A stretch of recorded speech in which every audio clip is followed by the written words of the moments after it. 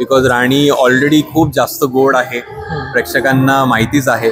So मी थोडंसं तिला अजून गोड खायला नाही देणार, मी तिला थोडंसं चटपट चकली चिवडा काइंड ऑफ काहीतरी देईन खायला. मी इंद्राला चकली देईन, तो जरा तेडा आहे ना. चकल्या चुकतात.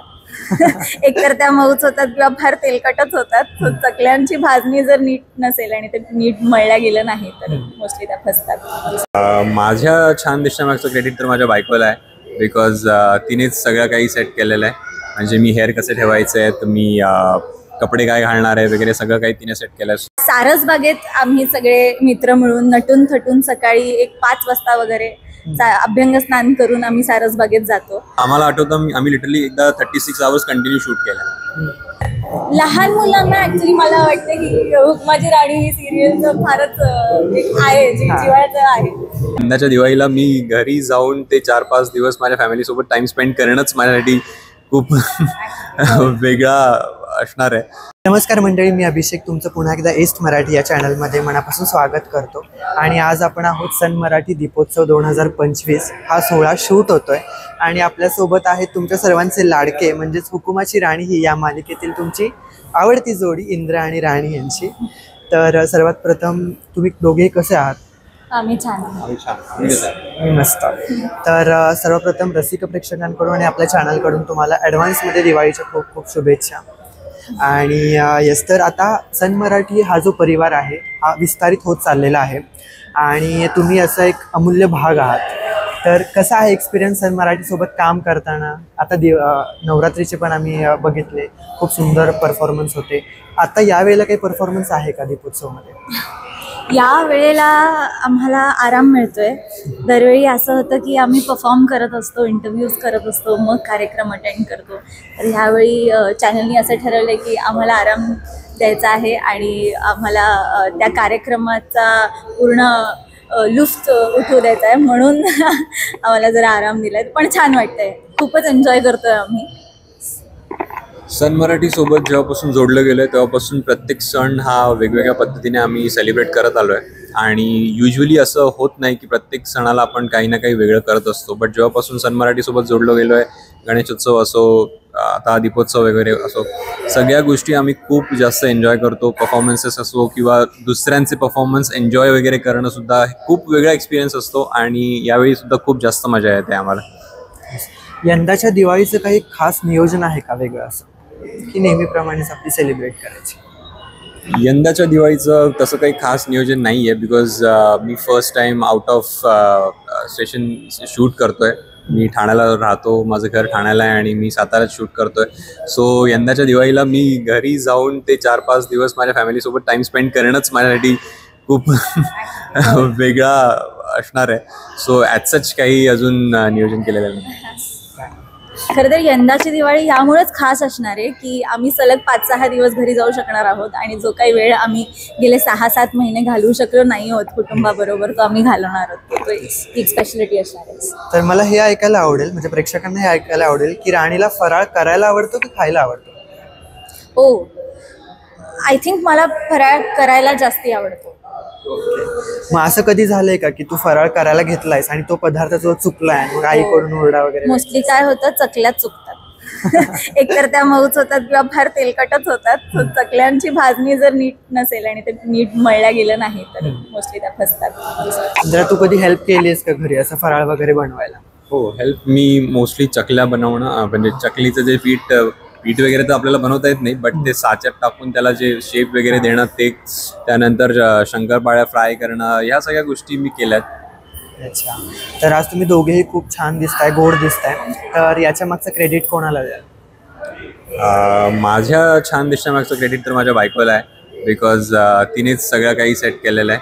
म्हणजे मी हेअर कसे ठेवायचे आहेत, मी कपडे काय घालणार आहे वगैरे सगळं काही तिने सेट केलं आहे. सो मी तर क्रेडिट माझ्या बायकोलाच देईन. आय थिंक लुक डिझाईन तर मीच केला, म्हणजे मीच ठरवलं की ही साडी नेसूया, ही ज्वेलरी घालूया वगैरे. सो आय थिंक मलाच आहे क्रेडिट. तर लहानपणी दिवाळीची अशी एखादी गोड आठवण आहे का जी तुझी अजूनही लक्षात आहे? आय थिंक प्रत्येक दिवाळीच वेगळी असते, पण माझं एक इयरली रिच्युअल आहे दिवाळीचं, जे मी आय थिंक टीनेज झाल्यापासून फॉलो करते, की आम्ही मी पुण्याची आहे, सो आमच्याकडे दिवाळी पहाट असं खूप साजरी करतात. तर सारसबागेत आम्ही सगळे मित्र मिळून नटून थटून सकाळी एक 5 वाजता वगैरे अभ्यंग स्नान करून आम्ही सारसबागेत जातो, गणपती मंदिरात जातो आणि तिकडून पुढे मग वाडेश्वर म्हणा किंवा वैशालीला नाश्ता वगैरे करायचा, मग ते माहोल करायचा आणि मग घरी जायचं. असं एक आमचं इयरली रिच्युअल आहे. अच्छा. वेगळी अशी नाही आठवण जी मला असं वाटतं प्रत्येक ॲटलिस्ट मुलाने तरी एक्सपिरियन्स केलेली असेल की तुम्ही फटाके लावायला गेलात आणि नेमका काहीतरी प्रॉब्लेम झाला, बॉटलमध्ये रॉकेट ठेवलाय, बॉटल खाली पडली आणि तो रॉकेट कुठेतरी कोणाला तरी लागला आणि मग त्याच्यावरनं घरी ओरडा वगैरे पडला. ह्या अशा कॉमन आठवणी आहेत माझ्या दिवाळीच्या. अच्छा.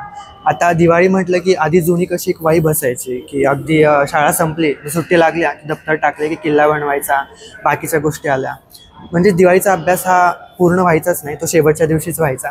तर असे काही प्रसंग असतात की दिवाळीत खूप आपण एन्जॉय तर करतच असतो आणि ह्या सगळ्या गोष्टी आपल्या म्हणजे त्या अजूनही आहेत. पण आजकाल कसं आहे की सगळ्या गोष्टी इझिली अवेलेबल आहेत, किल्ले पण तयार मिळत आहेत आणि सगळ्याच गोष्टी इझिली अवेलेबल आहेत. तर ह्याच्याबद्दल तुला कसं वाटते, तू किती मिस करतेस तुझी लहानपणीची दिवाळी म्हण किंवा जिथे सगळं स्वतःहून आपण बनवायचं किंवा ऍक्च्युली खरंच म्हणजे ह्या सगळ्याच गोष्टी काय म्हणतात, फ्रेंडशिप बॉन्ड्स, फॅमिली बॉन्ड्स हे सगळं स्ट्रॉंग करत होत्या. आत्ता कुठेतरी सगळंच म्हणजे आपण किल्ले सुद्धा मिळून बनवत नाही, मुलं खाली खेळायला पण फार येत नाहीत, फटाके पण आपण आता फोडत नाहीत कारण eco friendly Diwali, which is nice also एका साईडने.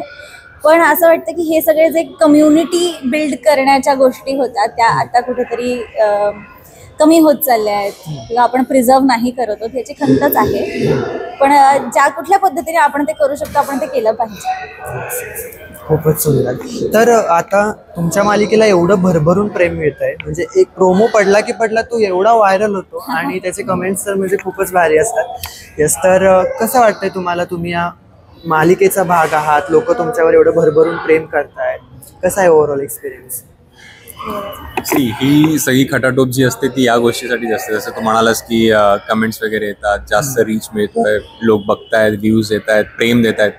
डे 1 पासून सगळ्यांची, producers, directors, technicians, DOP, actors, सगळ्यांची खटाटोप यासाठीच असते की असा रिस्पॉन्स यावा. आणि जेव्हा तो येतो तेव्हा सार्थक झाल्यासारखं वाटतं यार, की म्हणजे आपण डे नाईट, कधी कधी आम्ही डे नाईट शूट केले. आम्हाला आठवतं आम्ही लिटरली एकदा 36 आवर्स कंटिन्यू शूट केला. त्यावेळी थोडासा म्हणजे रिस्पॉन्स एवढा खास नव्हता, बट आत्ता जो काही रिस्पॉन्स येतोय त्याबद्दल खूप आनंद आहे. आणि जी काय मी मेहनत करतो त्याला एक वेगळं मोटिवेशन मिळतं. जे आपण असं म्हणालो की कमेंट्स, लाईक्स वगैरे किंवा जो काही रिस्पॉन्स येतो त्याने एक वेगळं मोटिवेशन मिळतं. सो मी एवढं सांगू इच्छितो की जर खरंच तुम्ही प्रेम करत असाल तर ते व्यक्त करा. सो जेवढं तुम्ही प्रेम व्यक्त कराल तेवढं आम्हाला मोटिवेशन मिळेल आणि तेवढं आम्ही अजून जास्तीत जास्त चांगला कॉन्टेंट बनवायचा प्रयत्न करतो. आत्ताच एक नुकता सिक्वेन्स शूट झाला ज्यामध्ये इंदिरा दरीत कोसळतो आणि तू पुन्हा त्याला वाचवण्यासाठी जातेस आणि त्याचे BTS देखील आम्ही बघितले. त्यामुळे ती सगळी एक तारेवरची कसरत होती. सो ह्या सगळ्या गोष्टींचा अनुभव कसा होता आणि तू कसं सगळ्या गोष्टी मॅनेज केल्यास?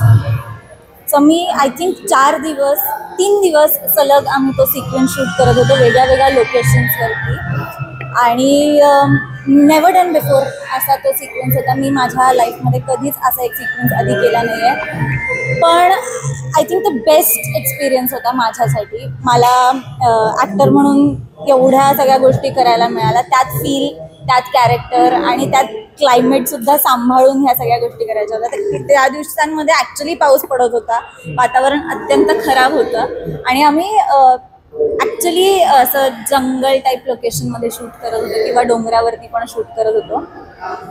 पण आय थिंक ह्या एक्सपिरियन्सनी मला ॲक्टर म्हणून खूप स्ट्रॉंग केलं आहे की जे आपण चप्पल काढून अनवाणी चालायला सुद्धा जे घाबरतो तेच मी चिखलात माखत होते. मी एका पॉईंट नंतर केअरच करत नव्हते की मी कुठे बसते किंवा मी काय करते किंवा माझा हेअर मेकअप काय आहे. मी पाहून टाकलं होतं की बाबा हे आपल्याला काही केल्या संपवायचं आहे. आणि त्याच्यानंतरचे जे काही अंग दुखत होतं, शोल्डर पेन होत होतं, गुडघ्याला ब्रुजेस, हातपाय सोलकडले, I think it was all worth it after watching the sequence. So खूपच धमाल आली आहे. आणि जेव्हा तो म्हणजे टेलिकास्ट झाला त्यानंतर प्रेक्षकांना देखील इतकं आवडला की तू जे काही केलंस ते वर्थ इट होतं आणि ते फळाला देखील आलं असं. राईट. तसं तुमचं साताऱ्यात शूट होते आय थिंक, राईट? तर सातारकरांकडून भेटून अशा कधी तुम्हाला कमेंट्स मिळतात का, फीडबॅक मिळतो का? आय थिंक जेव्हा जेव्हा मी चाळीत शूट करत असते ना तेव्हा तेव्हा लोक मला भेटायला येतात.